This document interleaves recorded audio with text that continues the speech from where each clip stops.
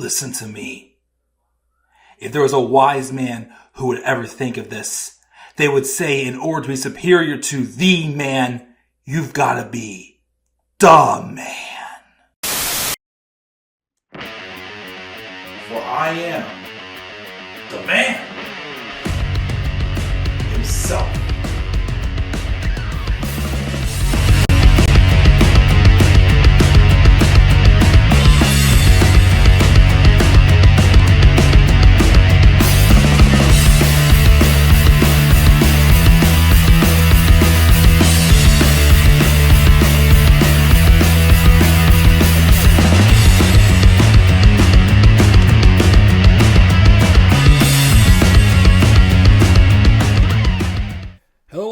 How you guys all doing this Sunday afternoon? This is the Club of the Man 1993, and this is my review of this past Friday's episode of Friday Night SmackDown. Let's get this past Friday, April 25th, 2025, and it took place in Fort Worth, Texas. Cool place. I was just there last month actually for my business trip. Not bad little town. I enjoyed it when I went there. Dickies Arena, though, was about 10 minutes from where I was at for the 4 days I was there, so I was nowhere close to Dickies Arena. I stayed at the Kimpton Harper Hotel right by the Fort Worth Convention Center when I went down there for a business trip. So, cool place. Familiar there. Stop at Jake's Burgers if you want, and a couple other nice little places they have down in the area. But yeah, shout out to Fort Worth. We're going to talk about everything that happened on this SmackDown, the Fallout show from WrestleMania 41. Of course, the SmackDown after WrestleMania. And overall, it was a great show. I don't think it was as good as Raw. I liked Raw better. SmackDown had a couple little hiccups. Well, really just like one that I was just like, cool, but we did, though, have a match of the year candidate, though. And we're set up for some good things to come down the line. And, yeah, definitely got a few things I want to address as well. And we'll go from there. Backlash is just a little under 2 weeks away now. It's on May the 10th in St. Louis, Missouri. I will be having match card predictions out today as well. So keep an eye out on those. And hopefully another 24 review from night one of WrestleMania 37's 24 edition. So that should be coming out. I'll hopefully get to night 2 quickly for that review series as well. And yeah, we're going to roll right into it, talk about it, got things to do. We're going to get on rolling. So the show opened up, besides a recap of WrestleMania, with the 17th time undisputed WWE champion, the last real champion, John Cena, who came out still with the black and white entrance. He was wearing green this time, so he had a little bit of color, but obviously, still sticking with the whole thing, you're not sorry. You're getting absolutely nothing. You got what you wanted, but you got nothing. So he came in, he made Mark Nash redo his intro, and whatnot. And then as John's about to start talking, out comes Randy Orton, who RKO'd John on Raw this past week.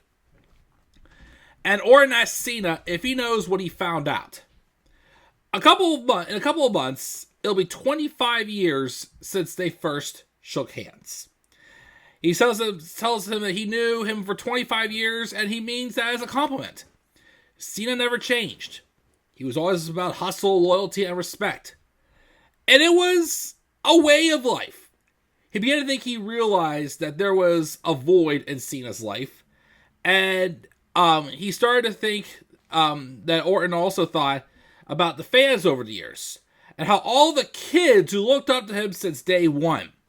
All the days he motivated and was a role model. And the kids set goals because of him.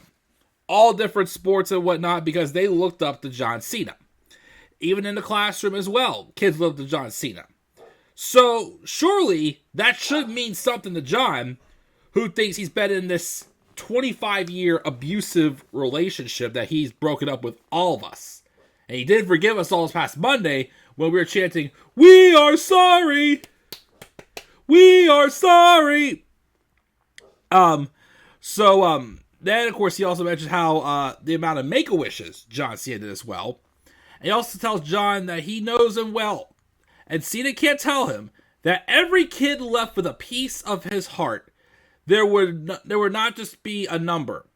And Orton figured out how to fill the void. He's like, "John, you gotta have kids." Imagine the little square-jawed, thick Cena's running around. The world would be a better place.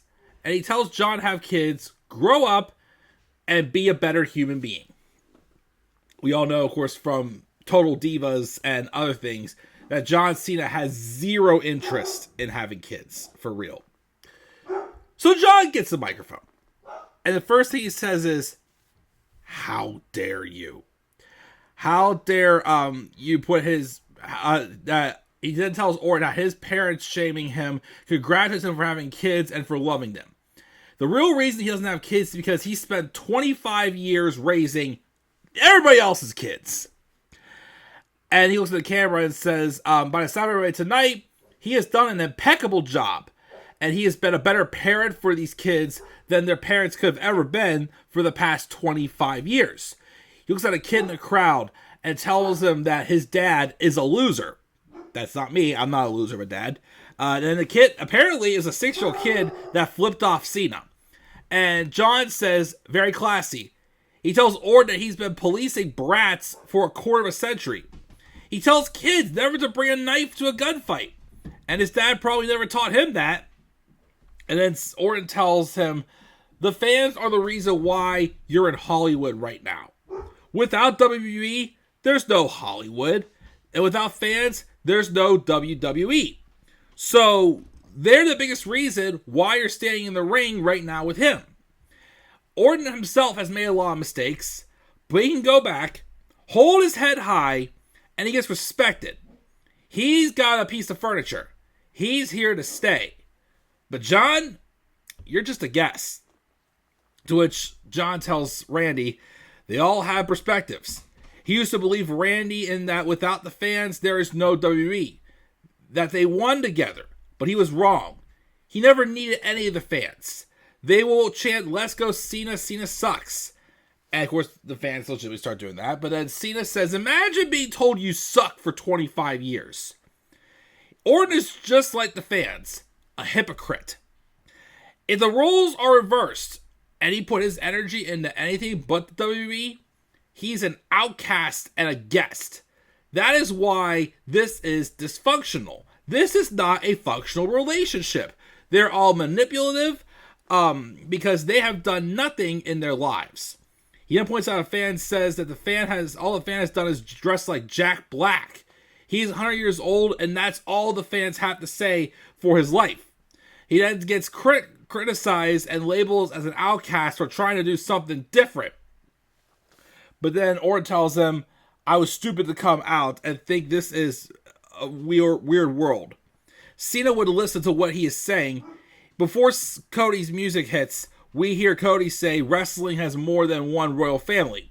Cody's not just talking about the Rhodes family, but his family too. Wrestling has given Orton everything. It'll provide for him, for his children. And he tells John he won't ruin wrestling. But Cena tells him to shut up and tells Orton that he does not understand. He's already won 17. Orton has only won 14. But after Cena takes it home, it'll be frozen at 14 forever. Because there will be another show. Life will go on. But there will be a brand new championship. And once you win that championship, Randy, your count starts back at 1. What he is trying to do is that when he leaves, he wants to make sure 3 generations of Ortons is finally erased. Of course, Orton rubs his head as the fans chant RKO, and then Orton tells Cena to prove it and to put his title on the line right now. And he's like, nah, not happening. But we still should do this match. but not here. Let's do it at Backlash in Orton's home of St. Louis, where he can spend the whole day with his family. Be well rested, because you will need to be at your best. Because when you fail at Backlash, you will have no excuse. And he tells Orton to take a good look. This is what the last real champion looks like. And this is the closest as Orton will ever get to the title. And then Cena throws the belt at Orton, who catches it, but then Cena starts attacking him. And he has Orton down by the ropes, and he starts like stomping him while grabbing the ropes. You're like, I don't know why, the way he was kicking, he looked ridiculous. I thought Cena did. Honestly, the way he was moving, he kind of reminded me of French Stewart, the actor. I don't know why, but so he starts attacking him. But then of course out of the blue, whenever Cena goes to hit him with the belt again, Orton ducks and hits him with an RKO, and of course the crowd pops. And every time John Cena gets hit with somebody's finisher with this heel run, he just lays there like, whatever, you got me. I still got what I want, basically. But that's the official main event for Backlash. John Cena versus Randy Orton in St. Louis. We figured this was coming. But yeah, great promo. And again, I know we're all sour because, The Rock seemingly has bowed out of this, even though he started it. But, more so addressing the kids and, and Orton speaking a lot of truth. But, of course, Cena, again, literally just finding everything that was good about him, tearing it down to just get even more old school heat on him, which again, working great. But of course, we're down to just 26 appearances, not matches, appearances left for Mr. Cena before he's done. Will they be able to stop him from taking away the WWE Championship for good? We'll have to find out next time. But yeah, that was a good opener. Then we had Fraxiom, who've officially been called up on SmackDown. Nathan Frazier and Axiom. They have, within the past month, had some recent appearances. Nathan Frazier appearing to be Rey Fenix's first opponent in WWE on SmackDown a few weeks ago. And Axiom appeared when they were, I think in Bologna, Italy, I believe it is. Or Spain, whichever one it was, to take on Gunther in a great match as well.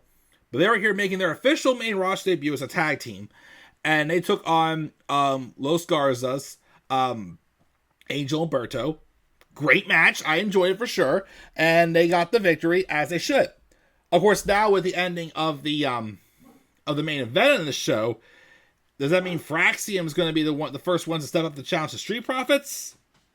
We'll have to wait and see. I don't know. Again, unless there is going to be a draft. They haven't announced anything yet about there being a draft, since we just had the transfer window.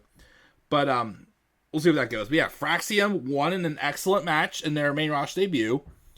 Then we have Tiffany Stratton come out, who just retained her title against Charlotte Flair. Yeah, it's right. There was no Charlotte on the show either. No Cody Rhodes. No Charlotte Flair. I'm just saying, whenever Charlotte Flair shows up again, she better not be feuding for a championship.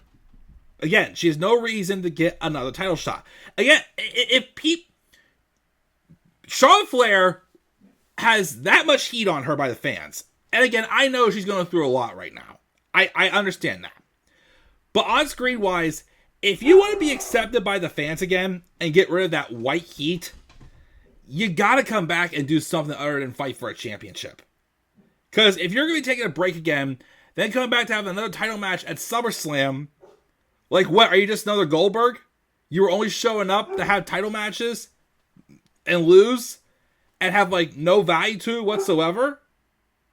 So, I mean, she wasn't here on the show. But Tiffany comes out and mentions, again, basically, as she mentioned recently, that there were times she doubted herself when she was building up her match with Charlotte, but she prevailed, walked out still champion.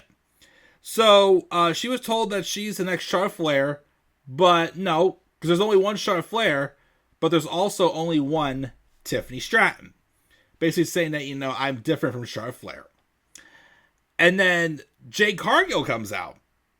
And Jade basically is like, cut to the chase. She goes, I give you credit. You had a good match with Charlotte, But that did nothing but create a bigger target on your back. So she feels she's done with Naomi. So now she wants to come out here and show why she should be champion. And Tiffany understands and says, we haven't faced off. So let's see if we can put your money where your mouth is. And let's get a referee out here. Okay, so kind of like the same blueprint as we had on Raw somewhat. John Cena has an opening promo. Randy Orton gets involved. Now we have, a match that probably could have been saved for a pay-per-view. Happened on SmackDown. Okay. Tiffany Stratton versus Jade Cargill. Good match. But of course, it got interrupted by... First, it was Naomi, who came out of the blue. And I don't know what was up with Naomi, but she had the weirdest looking offense on Jade. She came out like she looked like a 5-year-old throwing a hissy fit. She's like, ah! It was very clunky. And then, when she was done beating down... Oops, didn't mean to bump that button. I'm sorry. Didn't mean to bump that button. But when she was done beating down on Jade, she sees Tiffany roll back in. And they kind of have a little bit of a stare down. And Naomi rolls out of the ring. But as she leaves, here comes Nia Jax, who we haven't seen since Elimination Chamber when she took on Tiffany and Trish in the tag match with Candice. And she basically says, I'm getting another crack. So I'm guessing that's the match for Backlash. Nia and Tiffany. Fine, whatever. The last time they had a match where Tiffany wasn't really a full-on face yet, I thought it was actually pretty good. So that could be a solid match for Backlash. So I guess getting that in the meantime. And Jade and Naomi seem not be done either. But there was a backstage also where Naomi basically ran into Nia. And Nia said, don't get in my business. And then Naomi told her to proceed with caution. All right, so then we have, this was good. We have the new United States champion, Jacob Fatu, coming out with Solo Sikoa to celebrate his U.S. title victory. Let me just say this also before I talk about the segment. My honest opinion, I think when the time does come to split up Jacob and Solo, Jacob should be the one to go face instead of Solo. I think Jacob Fatu is organically getting over that even though he's being built as like a guy to beat, there is no way fans are going to cheer Solo over him. Again, they have ran Solo to the ground. Like, Solo had his shot. Character-wise, he did great. But in-ring wise, like, I didn't like what they did with him in-ring wise when he was getting his singles push last year.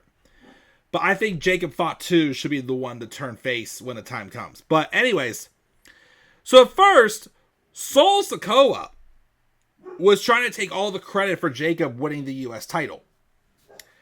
But then Jacob Fatu got sick of it, took the microphone, and said the fans chant Fatu and tell Solo don't get it twisted. He told him he was going to win the title with or without him. And that's what he did. And he says he knows that this title makes him America's most wanted. And that makes him a menace to society. But at the end of the day, Solo better get to where he fits in because he's all gas. No breaks with it. Which then leads to LA Knight coming out. And he does his usual shtick. And he told Jacob Fatu he would eat a BFT, and he did. He gives him credit where credit is due. He did beat him. But he does want his rematch. And he wants it right now. But before anything else can happen, here comes Drew McIntyre. He comes out and says, it's not always easy being Drew McIntyre. But personally it is. Being tall, jacked, handsome, having some big guns. But professionally he gets screwed every title match. But at WrestleMania, He beat Damian Priest in one of the most violent matches in WrestleMania history. Again, that Claymore kick into this chair was pretty awesome. And they did use weapons very well in that street fight. But he tells Priest and thanks him because it was an absolute pleasure to embarrass him in front of his family. And Drew says he plans to challenge John Cena for the title, but Orton jumped the line. And that's the same Orton to beat him a few weeks ago. And he asks him if it is World Wrestling Entertainment or World Nepotainment. He says, now John's a punk now, so he wants to fight the actual baddest dog in the yard. Which he goes, hi Bloodline, Jacob, I want to fight you as well. LA Knight's laying on the turnbuckle going, blah, blah, blah, blah. Wake me up when he's done talking. And then Drew's like, the only joke around here is how long LA Knight's US title reign was. But Knight gets up and says, well, Drew's last title reign was a joke, but unfortunately, he can't remember it. He tells Drew if he has a problem with Orton, go talk to Orton. But now, it's his time. And if Drew thinks he deserves a US title shot so bad, come and show him. So they're about to have a match, but Nick Aldis comes out and tells them, no, go back and get ready and we'll have this match later. And the winner will face Jacob Fatu for the US title. Sounds good on my end. We have a backstage segment then with Zelina Vega, who, speaking of US title shots, got a women's United States champion shot on this show. And Byron asks her about her match tonight. She tells him that she knows she is known to have a big mouth, but tonight is one of those nights where she is speechless. It means a lot to her. Just like her mentor, Rey Mysterio and Eddie Guerrero, she wants to bring some Latino heat. And she has a match with Chelsea Green for the women's US title. And to my surprise, they gave Zelina the belt. That's right, Zelina Vega, after the Secret Services, Alba Fire and Piper Niven both got ejected from ringside. Off the distraction, Zelina hit the code red to get the pinfall victory. So yeah, I was very surprised. Look, I am happy Zelina won. She definitely is so much more talented than WWE has made her out to be. But I'm not going to lie, I did not like the booking that led to this victory. She lost to, the other members of the Secret Service. She had that count-out victory recently over Chelsea, which I think was botched also. I'm happy for her, but I still think the booking could have been better for this, if I'm being honest. I wasn't, we'll see what she does with it, and also, they just added Alba Fire to the Secret Service. And they're already kind of taking that away from Chelsea Green because she really embraced this women's US title role. Of course, she is posting something on Twitter, saying something about, goodbye WWE, this is my farewell address or whatnot, which I'm pretty sure is her just sticking to the gimmick and whatnot. I wouldn't have taken the belt off Chelsea yet. But we'll see what happens. Zelina won it. I'm not going to complain too much because I am happy about Zelina. It's just that I just wish the booking was better for it because it feels like a jobber somewhat winning the title right now. Again, Zelina hasn't really been booked the best. She has a jobbing sounding theme song that sounds exactly like SmackDown's theme song.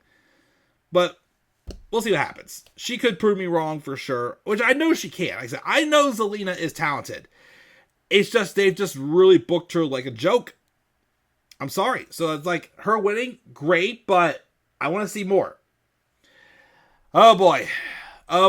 So, speaking of Zelina and family, so we have this backstage segment with The Miz and Carmelo Hayes. Standing in front of Carmelo Hayes' Andre the Giant Battle Royale trophy because he did win that. Miz tells him that when it's all said and done, he will be the greatest winner of the Battle Royale of all time. And that is why he sacrificed himself last week. Miz gives him a thick gold necklace, which he thanks him. And he said, because of that, you've inspired me to go out to the ring right now and get something off my chest. And I'm like, we've heard the rumors. We've seen the vignettes. Miz, don't do it. Don't do it. You're asking for it. So I was sitting there sweating my palms, ready for that moment to happen. So the Miz comes out. He says since 2007, he's been an integral part of WrestleMania. But he had nothing for this year's WrestleMania. Remind us all, he main evented WrestleMania, beat John Cena, retained the WWE Championship, something that Cody Rhodes couldn't do. But yet Cody gets cheers and pyro and a spotlight. And he gets it. Cody was champion. But then when Rey Mysterio comes hobbling in at WrestleMania, he goes to someone who has been there for 2 weeks. Miz has been there for 20 years. Miz just wore a lucha mask and called himself Rey, referring to Rey Fenix, replacing him with his match against El Grande Americano. And then Kevin Owens goes down. And fans want someone who is an internet meme, someone who is an internet trend, and he's sick and tired of people showing up in the company and people who claims can't lace his own boots get in the ring. He is tired of them getting opportunities. He is an A-lister. He's the most must-see WWE star of all time. And he's the Miz. And he's awesome. As soon as he said that, I'm just waiting for the lights to go out. And they go black. And I'm sitting there. I'm like, come on. Do it right. Do the right thing. Give him back his old theme song. And then also hear... And of course, me trying to, not get too loud because my baby's sleeping. My wife, of course, is trying to settle down for the night in our room. And as soon as I heard that, I just jumped up, like, it was like literally like running around the house, like trying not to be too noisy, but like a little kid. Sure enough, Aleister Black did come back, and he got his old Root of All Evil entrance back too. With the candles and everything. Sounded there was like a little bit of a modification to it, but I don't care. It's exactly what it needed to be. Not the Aleister Black that was, had the eye patch on, or the Aleister Black that was fighting Kevin Owens on Underground. Not the Aleister Black that was sitting in a room for months going, I'm waiting for somebody to come to my door to knock, to pick a fight with me. Remember that? Yeah. Although that did lead to that match at Extreme Rules in 2019 with Cesaro. That was a very underrated match, by the way. I forgot. At least that led to a great match. But yeah, they haven't gone so far with that. But yes, Aleister Black came back with his old NXT gimmick, his Root of All Evil theme song, and I'm just like, yes! And he gets in the ring, and the Miz is like, who the hell do you? And before he can finish his sentence, Aleister Black nails him with the black mass. And I'm just like, we're back. Aleister Black is back in WWE. And this time Triple H has got him in his hands. And, he's not going to let him down. Again, Aleister Black can easily get a rocket ship push into that main event scene. I don't know how Tony Khan fumbled him. Literally, you brought him into AEW, had him feud with your top guy, beat him twice, I think it was, and create one of the best stables you've got, and you totally fumbled it. I don't know how he fumbled Malachi Black, but we all know when Triple H first took over, he is one guy he definitely desired to get back. And now that he is back, I feel like we're going to be in great hands. I look forward to see what he does. Heck, I'll even say this. If it's not Cody Rhodes, I'll take, which I feel like we should run back Cody and Aleister here. But I will even take Aleister Black later this year as a possibility to dethrone John Cena. Like, I feel like it's going to be Cody, but if they want to give someone new, I'd say like Braun Breaker or Aleister Black. That would be outstanding for sure. But I'm very excited to see what he does. And again, I cannot believe they gave him back his Root of All Evil theme. The only little nitpick I will say is that it looks like they're having him do the rise, like, while everything's like the music's playing. I do miss when he first came into NXT. He would start rising when I went to I don't know why. I just thought that just clicked even better. But I'll still take it. Like, he does the slow rise, like, during the whole thing. And then they do the as soon as he, like, finishes rising. But just a nitpick, but still, I don't care. They gave him the theme song back. Not some goofy crap that the Def Rebel. But, again, modified slightly. But I'm excited. And he's going to take on The Miz one-on-one next week on SmackDown, his first match back. Excellent. I'm so happy he's back. And he got that song back. But then after that, we had a backstage where Bianca Belair reveals she suffered a hand injury during her match at Mania. And she has a few broken fingers. So she's going to be out for a little bit. Interesting. I guess we're going to see Bianca take a little break. Let Jade and Naomi continue to unfold. And then bring it back. Of course, she's going to basically deal with Rhea when she gets back. And she also wants to focus on getting back to SmackDown because she's going back to SmackDown Raw.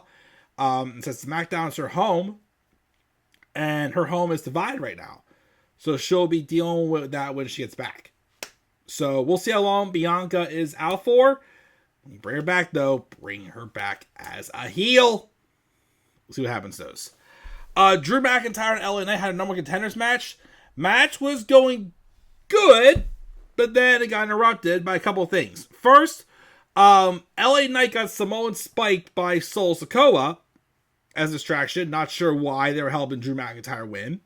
But then when Drew goes for the Claymore, out of nowhere comes Damian Priest and attacks Drew and causes a disqualification. So they all brawl down. LA Knight and Damian Priest also argue as well. And Jacob Fatu comes in and takes them all out.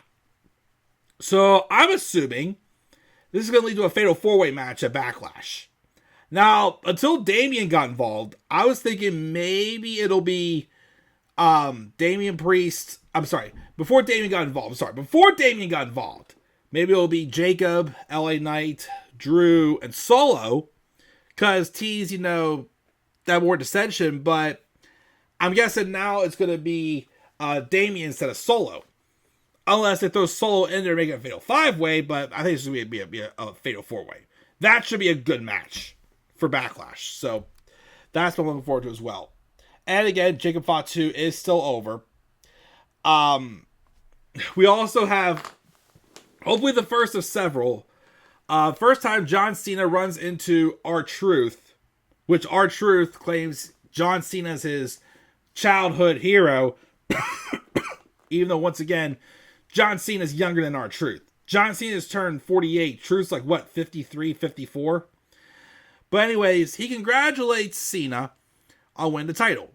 Tells him that if he needs him at any time, give him a call. Cena looks like he's crazy and just walks away. But as he walks away, here comes Jimmy Uso. And he then tells Truth, when did John become so whack? But then Truth tells him Cena is a true champion. And there are two sides to every story. And when he grows up, he wants to be just like him. Walks all excited, but Jimmy goes, "You're already grown up." And also, Truth, you're older than John Cena. But I think that is a program we have to visit. John Cena and R-Truth. Come on. We got to do it. Please. They teased R-Truth and Brock Lesnar that actually maybe want to see them actually have a match. Give us John Cena and R-Truth on pay-per-view. Like, I don't know, do it at, like, a random B pay-per-view. Like, whatever pay-per-view's, like, open that he can do it on. Heck, honestly, have R-Truth dethrone John Cena.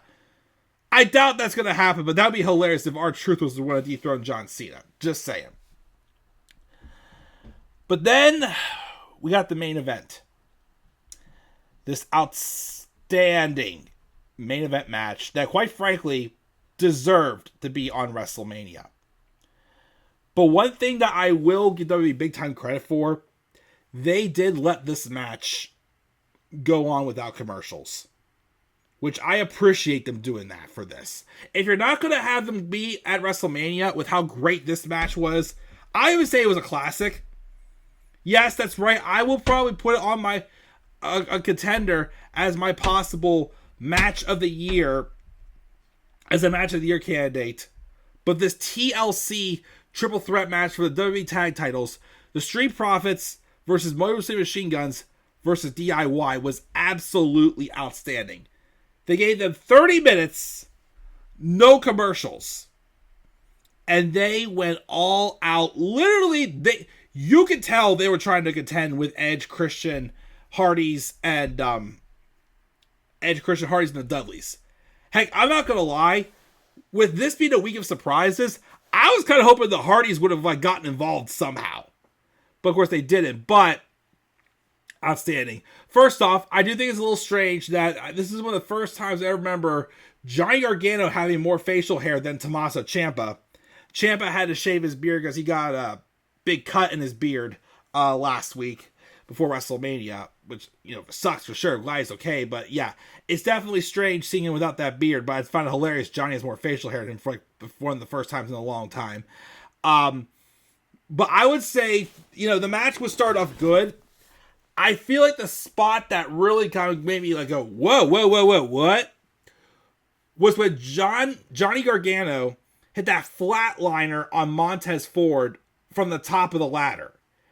There was that, and then, as everything else, and I still think back to that Elimination Chamber match in 2020 for the US title, Montez Ford was the star of this match.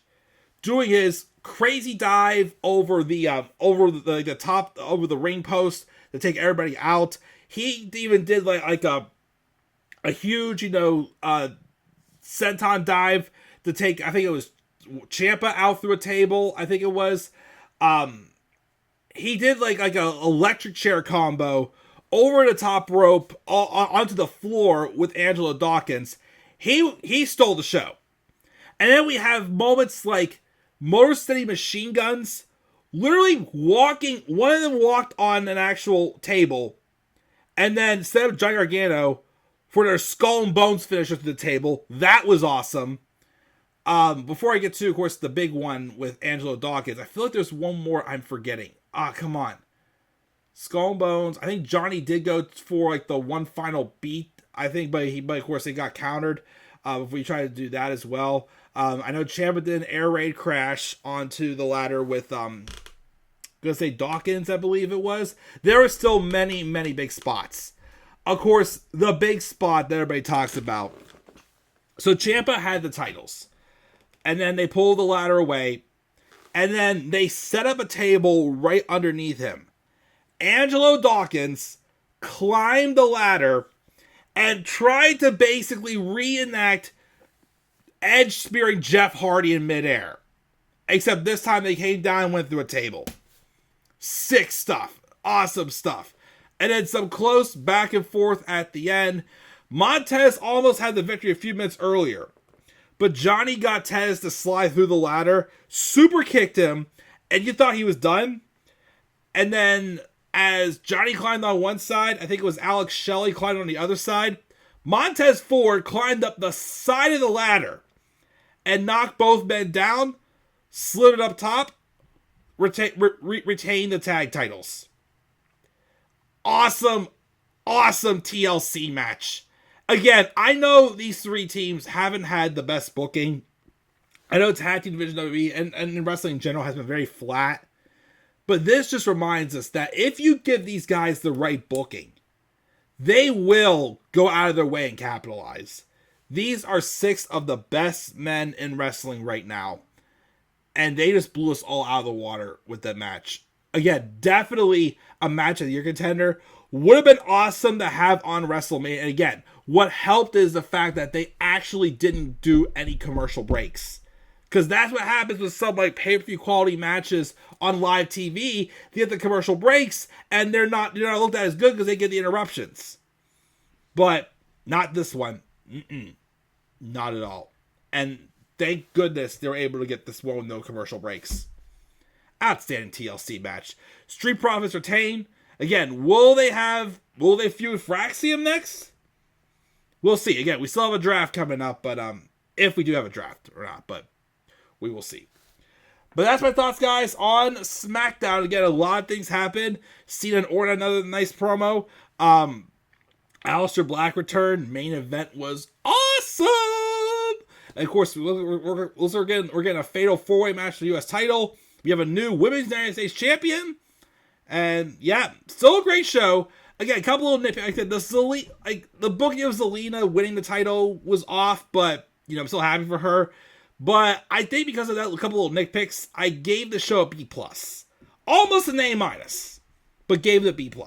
B+ for SmackDown this week. Guys, what are your guys' thoughts on this episode of SmackDown? You guys' thoughts down in the comments section below. Slap a like on the video and subscribe. More content on my channel. Follow me on Twitter as well, The Club with the Man 93. And also follow me on TikTok and Instagram, The Club with the Man 1993. And again, I will be doing a review of the next 24 series, and my next 24 match card should be available today as well.